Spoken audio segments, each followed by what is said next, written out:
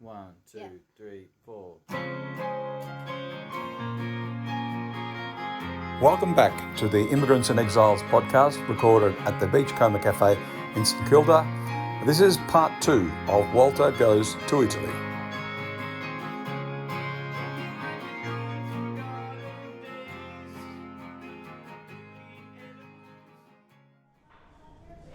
Allora, Walter, tell me, Moreno. you want to tell me a bit more about your grandparents?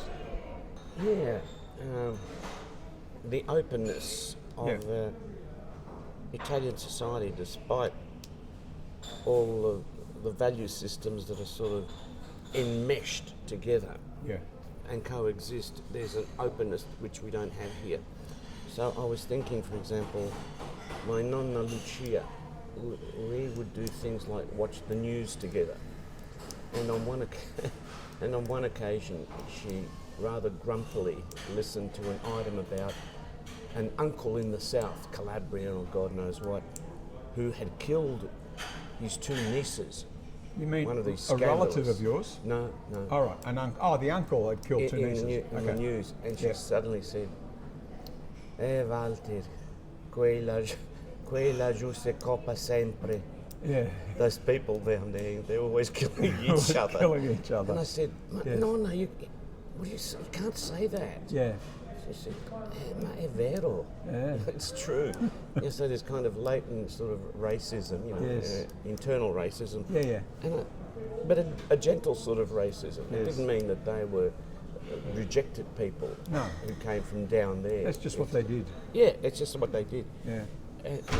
And also, the way my grandfather would ask me to go and buy le nazionali, the cigarettes, Yep. which people often said that's just crushed glass that they're smoking, Yes. Yes. They smelt harsh. Yep. And I'd go and buy them, and nobody said, so you're underage. Yeah. You can't. Yeah. I would buy the cigarettes for him. Yeah. And the fact that something like, you're so close to people that when his wife had died and had been absent for a while, he was depressed, this really strong guy, and he was found, I wasn't allowed in, my mum found him, he had tried to cut his throat in the bedroom because he wanted to end his life. Yep. And my uncle was there and they had to call the ambulance, and eventually he was stitched up, fortunately, in the hospital. Yeah. But the fact that all these really extreme things either could be said or in passing as though they were normal, and they were normal, or an extreme thing could be done that was understandable. Yep. Not acceptable, but understandable, and you take care of the person. They would never be ostracised and that. I don't know, all that kind of interaction with the facts of life Yep. didn't fuck up life. No. For you. Yep. And people just got on with it. I suppose in a way it's because they have numbers, don't they? There are numbers of relatives. There are siblings, Yes. there are nephews and nieces and brothers and sisters. And as an example, my family here in Australia, it was only ever me, my mother, my father and my brother. That's it. Yeah. It was us 4. There was no one to turn to or even just accidentally come into your life and help out or provide support, even kind of just randomly. Numbers of people around talking to you, asking questions, visiting, whatever. It just didn't happen here to us. It didn't happen because we had nobody. And here's another example, even more public one, Yep. just come to mind now. I remember being in the city centre one day, Yep. and a lot of schools had gone out on strike, but as in primary schools as well, where young girls, I don't know what they knew about the topic, were marching in favour of freedom of abortion. Right? Yep. And they would put the little triangle up in the air, Yes. with the, left hand, right hand together. And I remember asking somebody, I'm sorry, why ma perché fanno, cosa significa sto gesto? Yeah. And then somebody explained it to me. Yes. I went, ah. Which was what? It was symbolical of a woman's private parts. Yes. Like the vagina, Yes. like a pyramid shape. A pyramid shape. A pyramid yeah, shape. Yeah, yeah. Okay. And I was just amazed that there was even maybe they were grade 6 girls or something like that. Just marching, and people weren't hurling abuse at them. It was just interesting. And that kind of thing happens all the time. Yeah. Or the squatters who would occupy buildings around the Stazione Termini, which had been emptied for a while. Now look, we've been talking about... Sorry, I was just going to say, go on. And you didn't have the police moving in and throwing them out. No. They'd be living there for a year or so. Yeah. And there'd be negotiations going on. It's sort of dealing with problems as though they're part of life. Yes. Not the exceptional thing that needs to be resolved. Yeah. Now we have been talking about a period of time, about the 60s, the 70s, 80s too. the 80s, and it's now 2025. Yeah. Right? I really don't know if it's any different. I mean, I was last in Italy and only for 2 weeks in 2019. I spent 2 weeks in Sanginese, in the village where I was born. And that's all. So I don't know. And I only ever, I spent time with, I had dinner with the parish priest and a couple of other people one night. I ate regularly with my uncle. Once with a cousin. But everybody's kind of getting old. The people, they're all my age, they're in their 70s now. I probably have lost touch with what things are like over there. I don't know now. So all I have is memories, and I've got memories that I wrote about in my first book, Walter, Fireflies of Autumn. That's right. Some of the characters in that. Yeah. Now look, I might just tell you, a story or two about them, and if you've got any questions, go ahead. We in fact had a village idiot in Sanginese. There might have been 2 actually. Can you have 2 village idiots? One was Il Baroni. Now, Il Baroni, everybody teased him. He had been married. When he was in the army, just after the Second World War, he used to write letters to his girlfriend, whose name was Ava. And he used to address it, Ava, sotto il monte, Sanginese di Compito, and that's all. And that's all. And the letters would get to him. People thought it was amazing. He didn't know, there was a better address than that. But that's what he used to put on his letters. And I remember one night I was hanging out outside the cafe in the village, and there were these great big giant beetles flying around, or wasps, called buffonchi. Have you heard of them? Wasps, yeah. Wasps, buffonchi. Saw them recently too in Sicily. And people started shouting out and teasing him, Baroni, arrivano buffonchi, t'attento, watch out, the buffonchi are coming. And he used to start running around in circles, and he'd run away and then slowly find his way back to the crowd there in front of the bar, the cafe, and they just teased him like that. He was renowned for using this kind of imprecation. Is that a word? I don't think he made it up, but somebody in the village made up this term. Because when you curse, the most effective curses are those that bring, that introduce God, or Our Lady, the Blessed Virgin Mary, So someone tried to make up a harmless curse, a blaspheming, which was Dio Ombrellaio. Right, Dio Ombrellaio. And this became a favourite of his. He'd run around saying, instead of swearing, saying Io cane or zio cane, it's a Dio Ombrellaio. It's a Dio Ombrellaio. So he was kind of, renowned for that. But geez, he was always teased.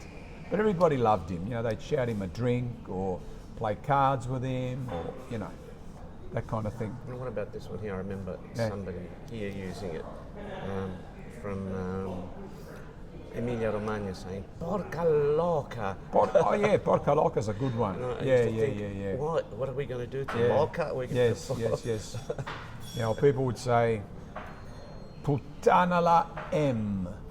You know what the M word is? They'd say puttana la I said something like that Yeah. once, and my Where, in mother, Italy? Yes, and all of a sudden there was this this hand striking my mouth. Your mum. Thought Wow. my teeth were going to break. Yeah.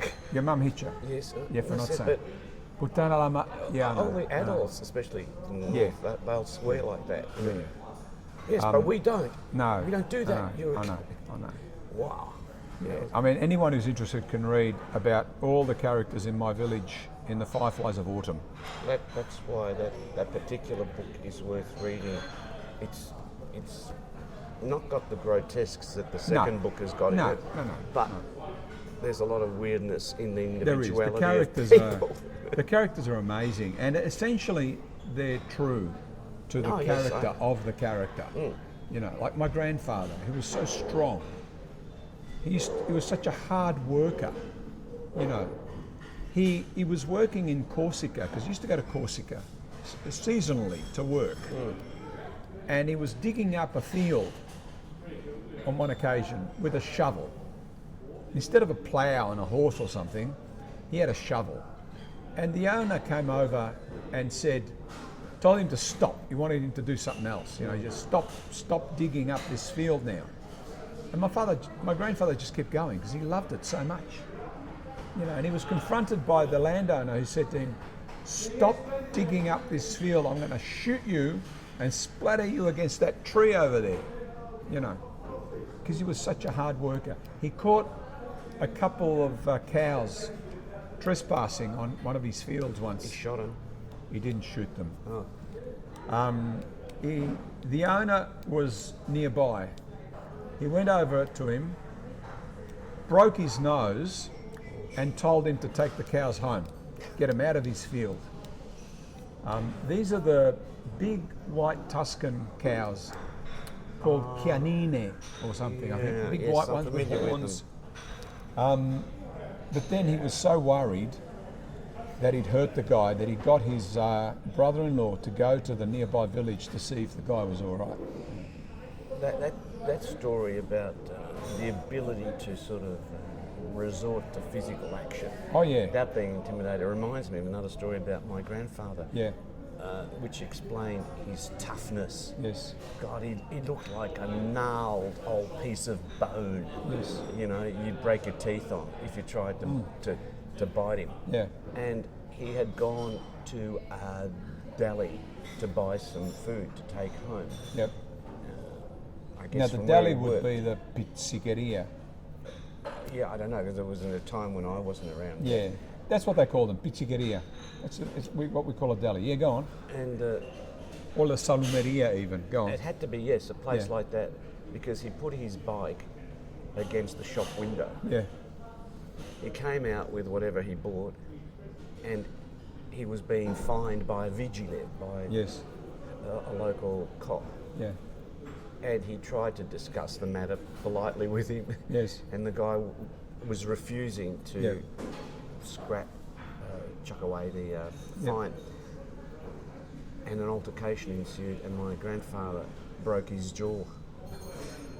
And Yes. they always said that the local police were very wary of him after that. Yes.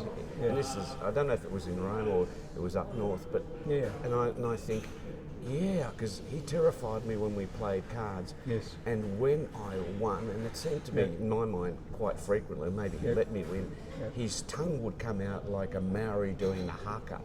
Yes. And he'd be biting his tongue and he'd grab the cards and throw them like a mass of butterflies into my face. Yes. And I'd say, "Oh, I'm sorry that I won. I didn't mean to."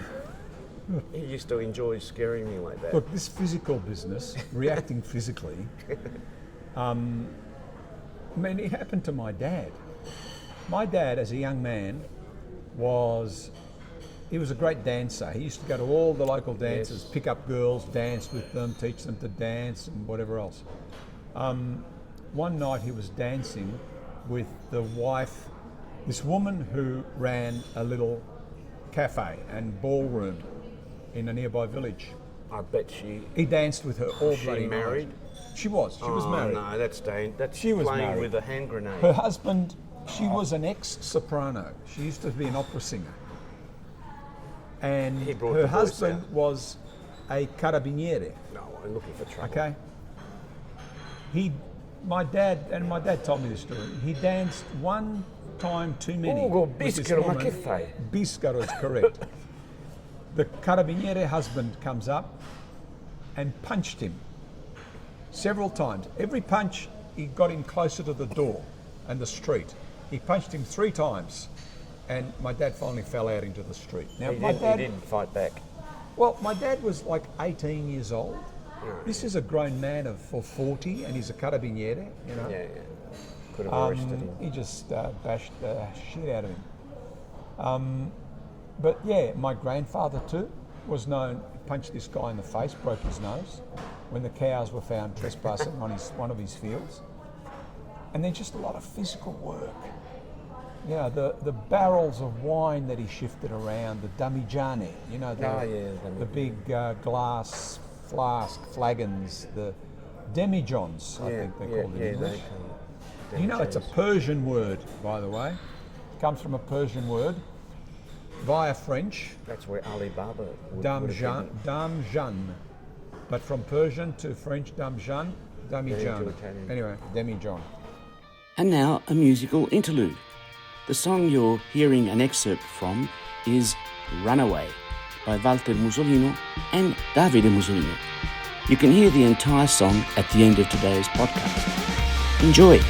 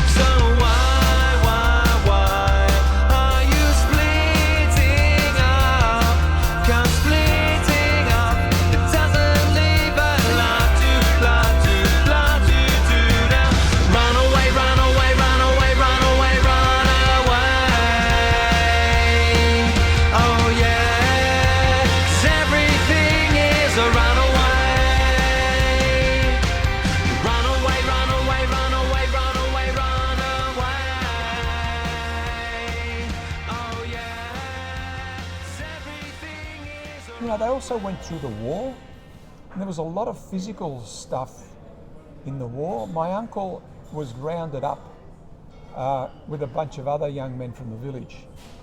And when the truck, it's a German soldiers were rounding people up, had them in the back of a truck. The truck stopped because people had to go to the toilet. My uncle just jumped off and ran. You know, he ran away. And at night, this was at night, and so for 5 days he hid in the woods and around the place, and you know, they never got him again. What happened to the other guys? I don't know. It wouldn't have been pleasant, whatever. No, but you know, and my dad was telling me, actually my uncle, Paolo, was telling me about another roundup in the village. People were hiding in a little cave underneath the village, and my dad's cousin, who later went to live in Milan, was caught hiding in this cave. 2 German soldiers are dragging him out into the courtyard, and he saw an opportunity and just ran for it, ran around a corner, and they're firing their machine guns, but he was already around the corner and pissed off. And I can't remember his name, Walter. Yeah, Jesus, I can't remember his there name. are a lot of. It'll come back. I think anyway. yes. We here in Australia live on have lived a sanitised existence, right? Yeah. Not only because we're in modern times, but we've been divorced from a lot of history. Yep. It's like the First Nations people and discovering these last 10, 15 years Yes. about the Aboriginal wars. Yeah. Henry Reynolds and other Yep. current historians talk about that. But when we studied Australian history, the Aborigines were these dreamers. They Yes. lived in the dream time. That's right. They wandered like Adam and Eve around this almost nobly ignorant. So we have sanitised. We have sanitised. But over there, Yeah. you are born into history, so that Yeah. I remember walking through Rosemary's parents' village, and there are still signs of "Viva il Duce," That's right. "La Vittoria sarà nostra," things like Yeah, this. yeah. Or you see a little picture of a sign saying "Società Metodisti," Yes. and Rosemary's sister saying, being Catholic, in the nun's order, saying, we finally got rid of the Methodists in 1900 and something or other. And we ran them out of town. Yes. But Yeah, also other people saying, yes, but during the war it was terrible. Remember how the Germans came and they sort of headquartered here because the town is set in a very strategic position. Yes. But most of us ran away Yes. and we hid in the caves. Yep. Yeah, Yep. But this one 16-year-old girl raced back one night because she'd left something behind, and the Germans machine gunned her. Yes. They could see it was just a young woman. Yep. They killed her, and that was Yep. that. Yep. This kind of normality Yeah. that flows from generation to generation, living. Even for me, for example, when I was studying in Pisa, and I would go frequently down to Rome, I met some friends from Australia. We're walking through near the Stazione Termini, I think it was Piazza Garibaldi, and there's this shootout going, and we can hear guns going off, and thousands of people everywhere. And there was a march, right-wingers against left-wingers, but the police, who were sometimes in plain clothes, were shot at. And they got out and they started shooting. So you're living that history all the time in your own time period. That's, I feel like, what we're still divorced from here, at the bottom of the world, Yes, And we don't have a historical memory. no. My grandfather, I mean, it's so colourful. That history, even in our family over there, is so colourful. He did not want to serve in Mussolini's army, my grandfather. Okay, he was a communist. So, in order to avoid military service, and I write about this in the book, they started writing to him, telling him that he was due to sign up. He should sign up for military service. He was waiting for them to turn up, the military police, to come and see him. He started drinking. He drank wine and spirits for 2 or 3 days or more. He didn't shave. He drank litres of coffee, and when the military police turned up, he was hiding under the bed. They came with a doctor. They dragged him out from under the bed. The doctor checked his blood pressure, his heartbeat, and said, "Oh, this man, it's no good. His heart is racing. He's got a drinking problem." He managed to avoid military service. Yeah.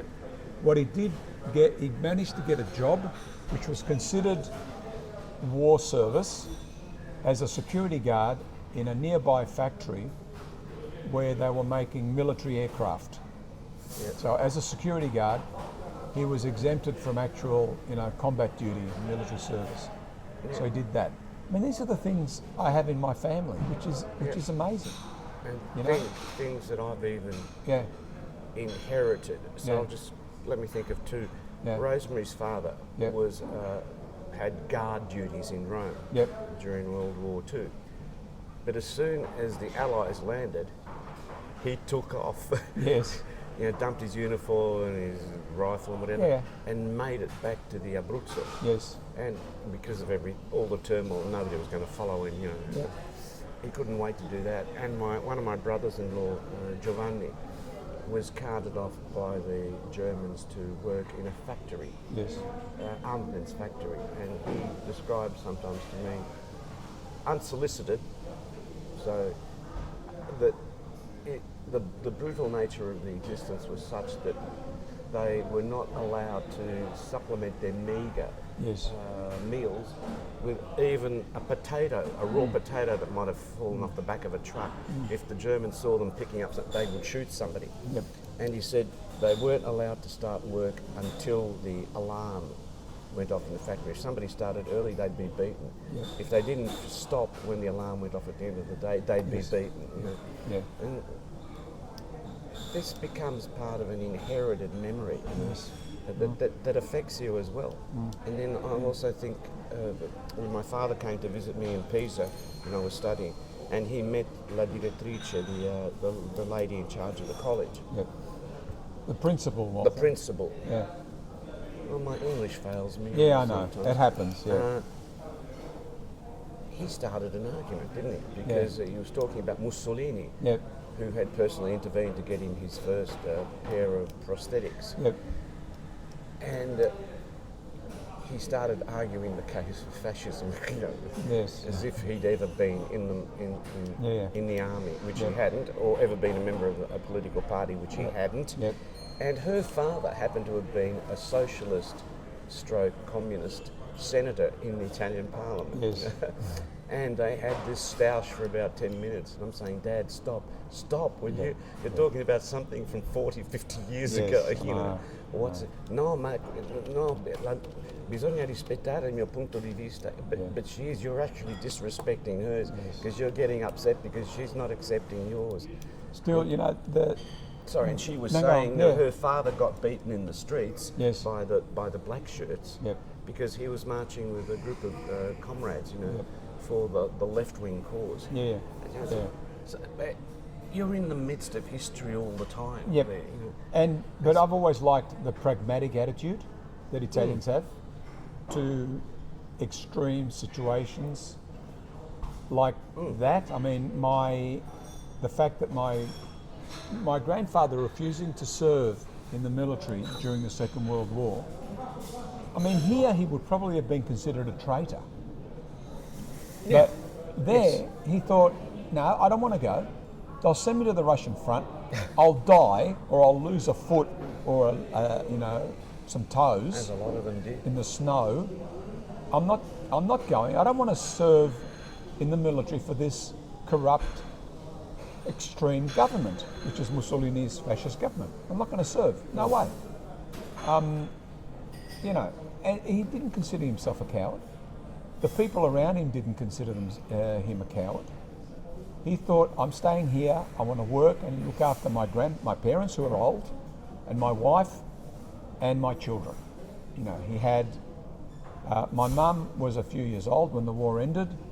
Her brother was younger, my Uncle Paolo, but that's what his job was, to look after his family. He wasn't going to go in the army, for this Mussolini person, whom he considered to be an invader. He was a usurper. He was like the Attila the Hun who invaded, Italy, or the French or the Spaniards.